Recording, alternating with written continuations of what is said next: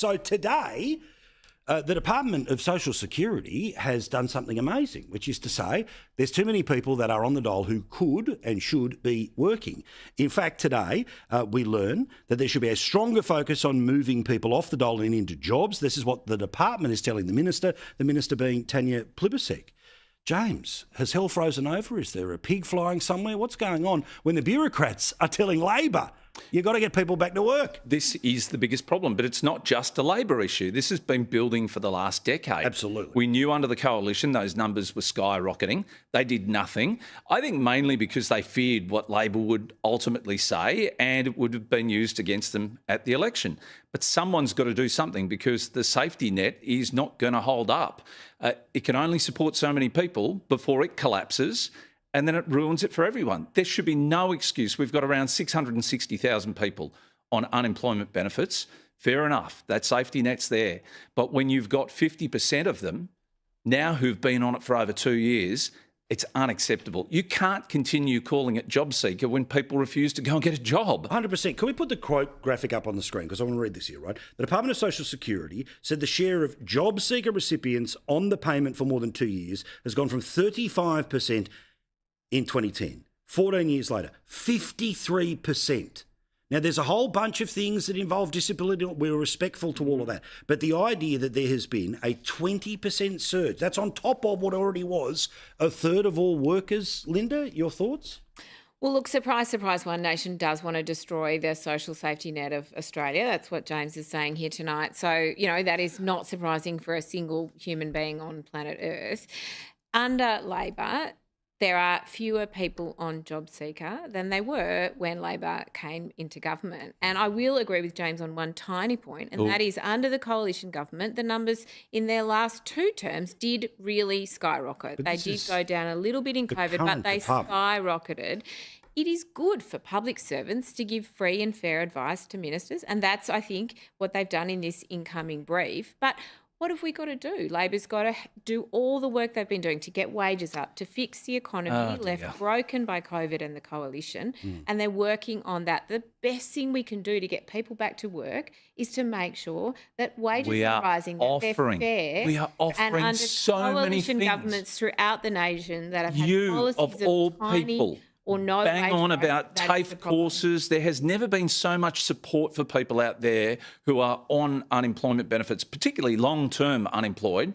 We will bend over backwards. It doesn't matter who's in government, who's in opposition. We will do everything it takes to get people back into the workforce, because when you're a productive member of society, your value in your own self is enormous. I don't understand how people can live on unemployment benefits for that length of period of time, because even if you are collecting unemployment benefits, we're constantly carrying people for this length of time. It's housing, it's the payments, it's the subsidies and other measures. And where does it end? I pay tax. I'm happy to pay tax, but I am not happy to see it piddled up against a wall. But this is the thing, we're happy to have a social safety net, but you can't sleep in it all day, every day. Well, I hope you'll agree with me on this, and that is, I think we've got to send a really firm message to employers too, that, making sure they're employing people, with a disability, they're employing people maybe whose first language is not English, making sure that those groups of workers who are qualified, they're ready to work, they're eager to work, but they're clusters of groups of Australians who are often not in employment. Are you suggesting there's a large number of foreigners who come to this country and end up on unemployment services or benefits? I don't know, but there are that's what you're suggesting. Who were born here, who still don't have English as a first language, James. They live around here. This is what I love. Yeah. Again, look, it might cost a little, but can we have this every week, please? I know you're all very busy. You've got other stuff going on. In the man cave, please. We'll stretch it out longer and longer each time, no question. All right. Western Australia's made an interesting decision here, and they're fiddling around with what is going to be able to get you a pass mark. And again, I know we don't live in the sort of 50% is pass any world, and it's a curve and we're on a thing and, hold up an antenna and maybe you'll pick up SBS kind of world as opposed to pass and fail. But in Western Australia, Year 12 students who get a D grade will now get a pass mark. Put simply, a D grade in an ATAR course equates to at least a C grade in a comparable course. Why are we lowering the bar yet again? Look, I quite like this because I actually think it's increasing the bar. I mean, what it's doing is sending a really clear Lower message marks is to increasing. students. I love you, but what? No, what? that they should choose the harder course. You know, Oh, that okay. they should choose the harder maths, that they should choose the harder English, they should choose the harder Well, science. so they fail even further.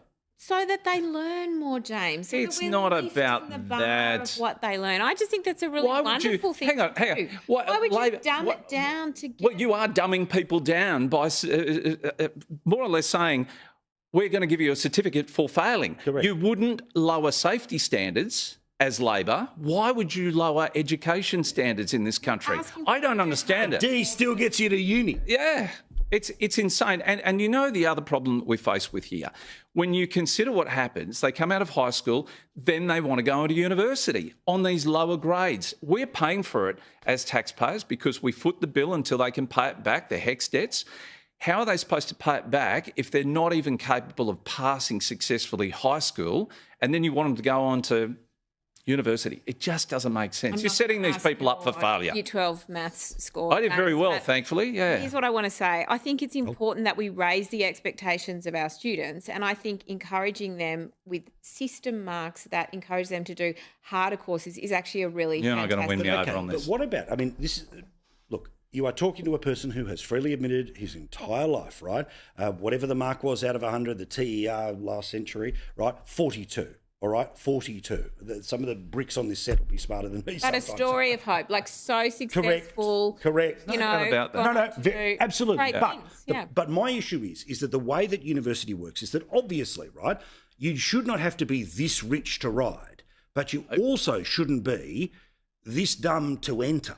To me, there's got to be the middle place where I'll say, fine, I want a system where if you are smart enough, nothing will hold you back from getting a tertiary education that hopefully is linked a little more towards vocation, gives you the relative skills. However, if we're turning it into year 13, 14, 15 of school with very broad tertiary wanderings around as opposed to focused studies, then all you're doing is creating a debt for yourself.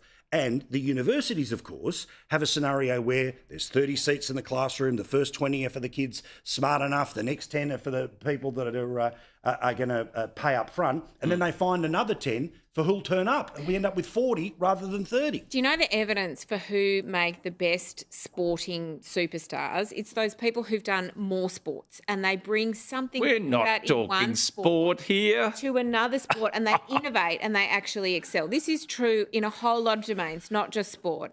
And so really, I hear what you're saying, but actually it is those people that bring together incredible multidisciplinary skills that actually come up with incredible innovations But okay. and science experiments that are successful to drive Australia's But economy. can we meet- This is the kind of thing we should be encouraging is more people choosing harder subjects, challenging themselves and learning. So, okay, in the spirit of compromise, all right, can't we get to a place where the generic arts degree is not a 3-year process, it's a 1-year process? Can't we have scenarios where, okay, if you want to broaden your horizons by learning about, Foucault and all the rest of it, all of this business he tries to remember from way back That was when, good. gets into a little bit of gender studies, gets into a bit of, panopticons, all of that business in criminology, that's a 1-year thing. It's a taster to get you somewhere else, as opposed to the cost of going 3 years. James, I see you shake your head and say, son, get out there and get a real job. Well, the problem is university is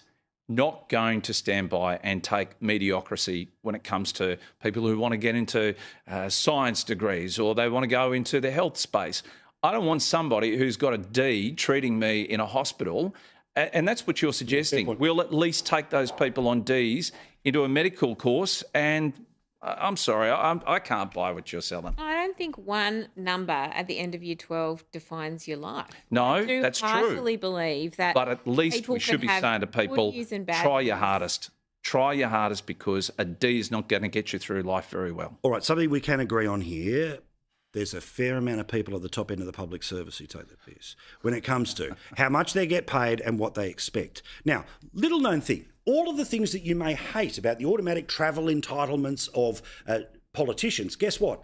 The upper echelon of the public service, exactly the same system. There literally is a competition between the politician and the upper echelon of the public service for who's going to catch the 4 o'clock flight business class out of Canberra. on a Thursday when Parliament is sitting, right?